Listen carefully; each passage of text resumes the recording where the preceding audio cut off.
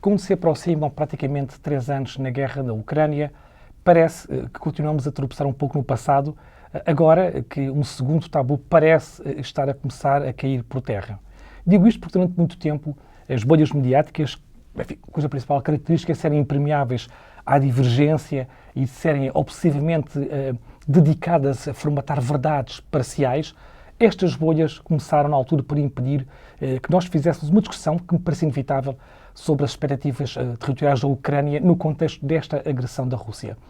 Na altura, este assunto foi considerado um tabu, que não podia ser discutido, até o momento, há poucas semanas, em que a própria Ucrânia veio admitir isso. Veio reconsiderar a hipótese de ter que admitir a perda de territórios, ainda que de uma forma contingencial e previsória. O que provocou uma certa desilusão entre estes defensores daquilo que é o rearmamento infinito e a guerra infinita. Portanto, caiu, nessa altura, o primeiro tabu. E agora começa a surgir, de uma forma, enfim, ainda um pouco discreta, por vias essencialmente diplomáticas, o reconhecimento, e daí eu chego ao reconhecimento que ainda é informal, da impossibilidade da Ucrânia aderir à NATO de forma imediata e nas condições que a Ucrânia queria que acontecessem. E esta necessidade de a Ucrânia explorar um outro caminho vai passar necessariamente, e é isso que já está a ser dito em alguns círculos diplomáticos, pela obtenção de garantias de defesa, que são garantias, ou terão que ser garantias, de defesa multilaterais de segurança, no fundo, por isso, para evitar que haja uma nova agressão da parte da Rússia e que a Ucrânia, não estando na NATO, não tem, no fundo, quem a proteja. Trata-se, enfim, num certo sentido, de uma certa reconfiguração, de uma adaptação das prioridades da Ucrânia à própria realidade. Se eu puder dizer isto de uma forma que eu queria que fosse bem entendida, de um ajustamento à realidade. Eu queria dizer isto porque no dia 10 de março de 2023, no Expresso, publiquei um artigo, aliás, estamos a falar um ano após o início da guerra, um artigo chamado A Paz Obscena na Ucrânia, e que tinha já como contexto a integração forçada e artificial de uma parte do Donbass naquilo que estas elites pós-soviéticas reclamam como sendo a Rússia histórica ou Rússia pré-bolchevique. E neste pequeno texto que publiquei no Expresso, uma vez mais este espaço de liberdade onde nós podemos, de facto, debater nossas ideias sem ser permanentemente calados ou hostilizados, não é? E eu gosto muito do Expresso por isso, por ser este território de liberdade.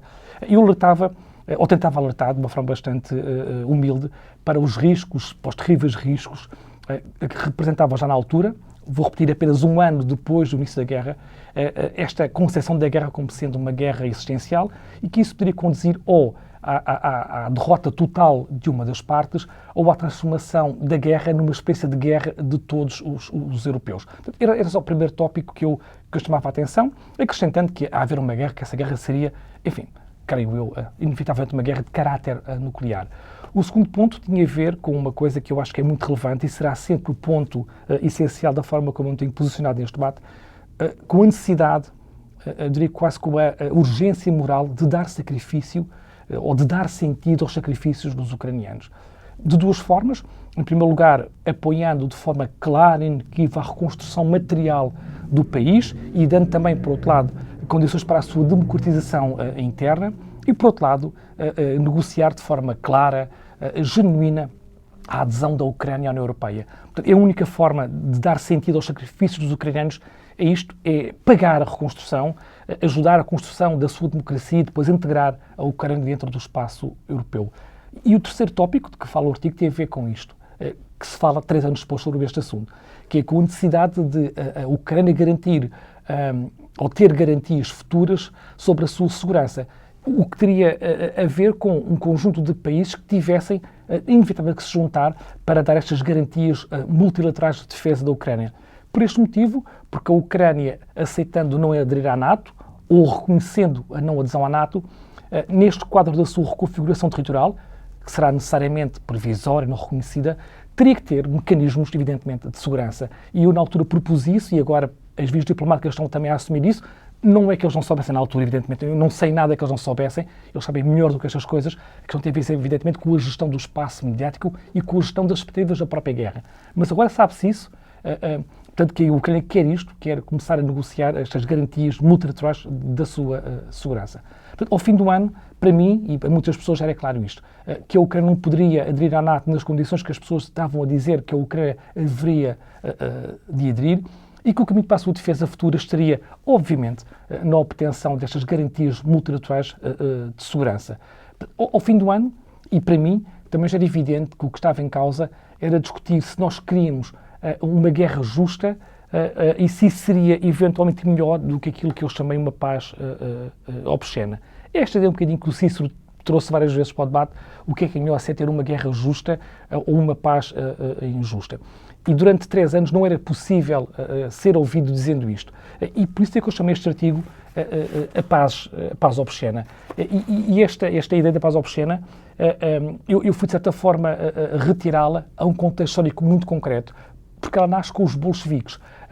Os bolcheviques derrubam o regime absolutista na Rússia em 17, e a Rússia estava envolvida na Primeira Guerra Mundial.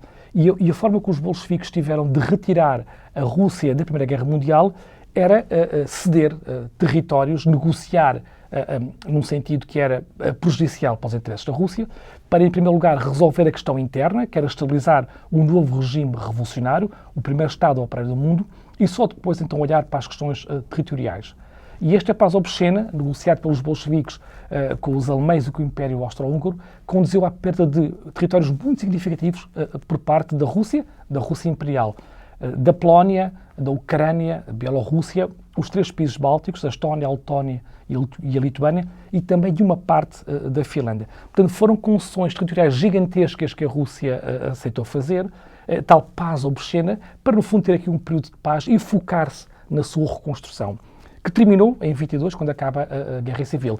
Logo nessa altura, portanto, a Rússia bolchevique recupera logo grandes partes ou totalidade da Ucrânia e da Bielorrússia, e depois, até à Segunda Guerra Mundial, e mesmo durante a Segunda Guerra Mundial, recuperou total ou parcialmente todos os outros territórios. As exceções são partes da Polónia e também partes da Finlândia. Mas, portanto, aquilo que se tratou na altura foi isto, foi de admitir que a paz, sendo injusta, era uma paz que era injusta, era melhor de continuar com uma guerra que seria uma guerra justa. Daí esta ideia da paz obscena. E é só disto que se trata. No fundo, acho que este é o papel do historiador. Reconhecer e tentar interpretar dinâmicas históricas que são necessariamente instáveis e contingenciais. E ao fim de 3 anos, e eu peço desculpa por usar um termo que é forte, mas ao fim de 3 anos de intoxicação mediática, a realidade começa finalmente a deitar por terra este presentismo, esta tirania do presente, como se não houvesse nada além do presente, como se o presente não tivesse um próprio passado. Aliás, como se a história não fosse cumulativa e como se os processos históricos não tivessem um contexto explicativo. Mesmo que, como foi o caso e como ainda é o caso, esse contexto muitas das vezes colidir com o gosto pessoal ou com o estado emocional de algumas pessoas que também fazem parte do espaço mediático. E, portanto, foi essa clausura do instante que capturou durante muito tempo o debate. Mas parece-me, com o derrubo destes 2 tabus, que o presente começa um pouco a desacelerar. Importa agora, parece-me a mim, de forma gradual, passo a passo, começar a criar um certo horizonte de expectativa contra estas narrativas de fogo curto, contra estas narrativas superficiais, contra estas narrativas que são globalmente preguiçosas. E a minha abordagem tem sido sempre neste sentido, de partindo daquilo que se sabe, partindo do contexto histórico e partindo também de tudo aquilo que nós não sabemos, tentar transformar isso em questionamento. Ou seja, como é que nós podemos fazer perguntas sobre aquilo que nós não sabemos? E eu acho que esse é o papel do historiador, fazer perguntas.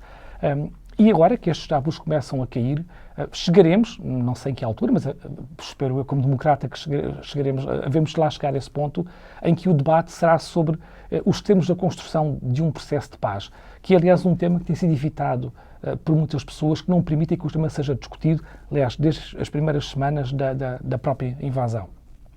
E convém não esquecer isto. Convém esquecer que muitas pessoas não querem que se fale sobre um processo de paz. Eu digo isto porque é preciso não esquecê-lo, porque todos os dias têm sempre um dia de ontem.